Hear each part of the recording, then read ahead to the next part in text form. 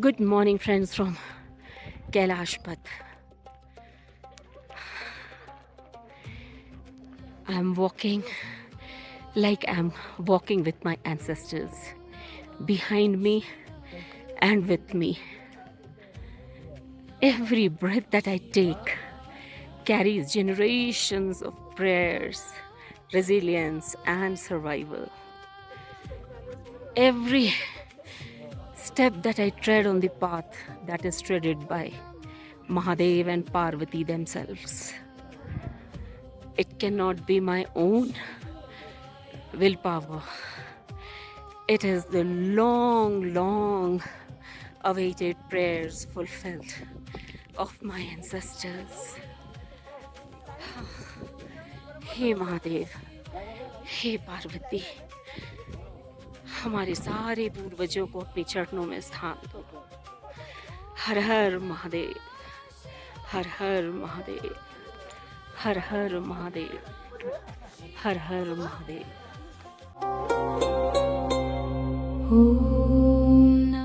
Hello friends, सो हमारी long awaited Kailash Mansarovar यात्रा हम पूरी करके लौटे हैं और सबसे सही इन्फॉर्मेशन हम अभी जो कुछ चल रहा है वहाँ पे हम दे सकते हैं, क्योंकि अभी अभी जस्ट हम लौटे हैं तो हमें सारी चीज़ें पता है। सो हम जहाँ से स्टार्ट किए हम वहाँ से आपको बताना चाहेंगे कि हमने सतना से अपनी जर्नी स्टार्ट की, which is around 315 to 317 meters above sea level. We reached Delhi, that is again 216 meters above sea level. From there हमने फ्लाइट ली काठमांडू के लिए, जो कि 1400 मीटर्स अबव सी लेवल है।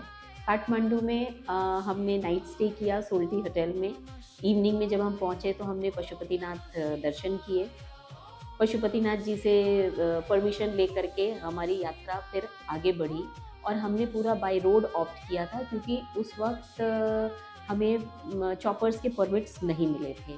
सो हमारी ग्रुप ने by road Kerung to Saga हमने बाय रोड किया, then from Saga to Darchen, और वहाँ से हमने अपनी परिक्रमा शुरू की। So Kathmandu to Kerung the road was very bad. Kerung is 3000 metres above sea level. Kerung पहुँचने के पहले हमें चाइनीज़ इमिग्रेशन क्रॉस करना होता है। हमारी लगेज वगैरह चेक होते, पासपोर्ट्स स्टैम्प होते, the usual process of immigration. Then Kerung में हमने नाइट स्टे किया and the next day we started for Saga. Saga is around 4400 metres above sea level. यहाँ पे पहुँचने के बाद में हमें 2 दिन रोका गया था एक्लिमेटाइजेशन के लिए, which was actually very good. और एक्लिमेटाइजेशन के बाद जब हम सागा टू दारचन पहुँचे, हमारे ग्रुप में बहुत ही कम लोगों को ब्रीदिंग डिफ़िकल्टीज़ हुई, बहुत ही कम लोगों को कोई प्रॉब्लम्स हुई। बाकी rest everyone was very happy and healthy. जब हमने परिक्रमा शुरू की थी तो यमद्वार से जैसे जैसे हम आगे बढ़े, दिरापुक हम पहुँचे, दिरापुक से जुथुलपुक टू अगेन बैक टू दारचन, फिर हम अष्टपद गए, मानसरोवर गए। And the good thing is कि जब हम यहाँ से चले थे तो कुछ चीज़ें जैसे कि हमारी टूर ऑपरेटर्स ने बताई थी कि करेंसी एक्सचेंज वगैरह वहीं पे हो जाएगा, but I had carried all my currencies from here itself. तो हमने दिल्ली से ही युआन भी ले लिया था, क्योंकि जब हम वहाँ पे पहुँचे तो करेंसी एक्सचेंज में थोड़ी प्रॉब्लम्स फेस करनी पड़ी। तो since I had all my currencies ready with me, so कितनी करेंसी लेके जानी चाहिए? यस, हमने जब पोर्टर और पोनी बुक किया था तो it was 4000 yuan. So 4000 yuan आपको लगेंगे ही। कुछ युआन आपके अष्टपद के लिए लगते हैं, और अगर इमरजेंसी इवैक्यूएशन आप चाहते हैं तो कुछ युआन आपके उसमें भी लगते हैं, रफली 500 yuan. And one thing you should always keep in mind कि आप इंश्योरेंस करा के जाइए। आपके टूर ऑपरेटर से कहिए कि आपका इंश्योरेंस ज़रूर वो करा दे, क्योंकि उसमें it's not only luggage, it's also evacuation and emergency hospitalization which are included. तो इसको ज़रूर पढ़ करके और ये फिर आप अपने सारे इंश्योरेंसेस ले सकते हैं। Second important thing is pony और पोर्टर की शॉर्टेज वहाँ कभी भी हो सकती है, तो बिना आप फिज़िकली और मेंटली प्रिपेयर्ड हुए मत जाइएगा, क्योंकि देखिए, आपको फिजिकली प्रिपेयर अगर होना है तो आगे के वीडियोस में हमने जो एक्सरसाइजेस फॉलो की थी वो भी हम शेयर करेंगे। और physically you have to be strong, क्योंकि आपको चलना पड़ेगा। सो चलने के लिए आपके पैरों में ताकत होनी चाहिए। तो एक रफ आइडिया दे तो 2 से 3 महीने आप वॉकिंग प्रैक्टिस ज़रूर करिएगा, कोर स्ट्रेंथ अच्छी रखिएगा। और अगर आपको पोनी और पोर्टर की शॉर्टेज फेस करनी पड़ती है तो अपना एक छोटा बैग भी आपको खुद कैरी करना पड़ेगा। तो इतने के लिए आपको मेंटली और फिजिकली प्रिपेयर्ड होना चाहिए। अगर आप रूटीनली वॉकिंग करते हैं तो that is very good, you will be able to walk. Breathing exercises बहुत ज़रूरी हैं, क्योंकि जैसे जैसे आप ऊपर जाते जाएंगे थिन एयर होती जाएगी और आपका सैचुरेशन फॉल करेगा।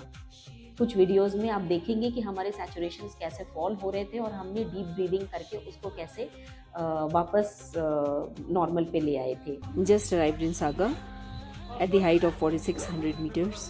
प्रवीण एक बार वो देख लो। Temperature is 9 degrees. Oxygen canisters ज़रूर कैरी करिए और एक अपना सैचुरेशन लेवल आपको समझ आ जाएगा कि कितने सैचुरेशन पे आपको तकलीफ होने लगती है। उसके पहले ही अगर आप ऑक्सीजन पफ्स ले लेंगे तो देयर इज़ नो हार्म। तो ये आपको फॉलो करना होगा। कुछ फूड पैकेट्स आपको आपके बैग में कैरी करने पड़ेंगे, क्योंकि वहाँ पे जो कुछ भी खाने को मिलता है, क्योंकि हाई एल्टीट्यूड होता है तो आपको स्वाद नहीं आता है। तो अगर आप अपने लिए थोड़ा अचार या कुछ सॉल्ट्स वगैरह आप कैरी करते हैं तो this is always good, because high altitude पे this is very much normal कि आपको टेस्ट नहीं फील होगा। प्लस ऑक्सीजन सैचुरेशन ऊपर नीचे होता रहेगा तो टेस्ट की प्रॉब्लम भी आप फील करेंगे। So it's better that you carry your own food. This is my colourful plate with dal chawal, Lalit bhai Patel, broccoli, bell pepper, corns, achar, and it was so windy outside I could not have it. So right now I've come to my bus to have my food. बाकी आपका vegetarian food जो है वो आपके tours and travels वाले आपके साथ आपकी कुकिंग टीम चलती है and they provide really good and nice food. और बहुत मेहनती होते हैं वो लोग, तो वो भी आपको वीडियोस में दिखते रहेंगे। And one thing that I would say is कि प्लीज़ ब्रीदिंग एक्सरसाइजेज अच्छे से करके जाइएगा, क्योंकि वहाँ पर यही आपके काम आएगा। आपकी लंग कैपेसिटी और आपका ऑक्सीजन सैचुरेशन आपके ब्रीदिंग एक्सरसाइजेज ही मेंटेन करेंगे। हमने प्राणायाम बहुत किया हुआ था, हम विम हॉफ ब्रीदिंग भी फॉलो कर रहे थे। Thank you.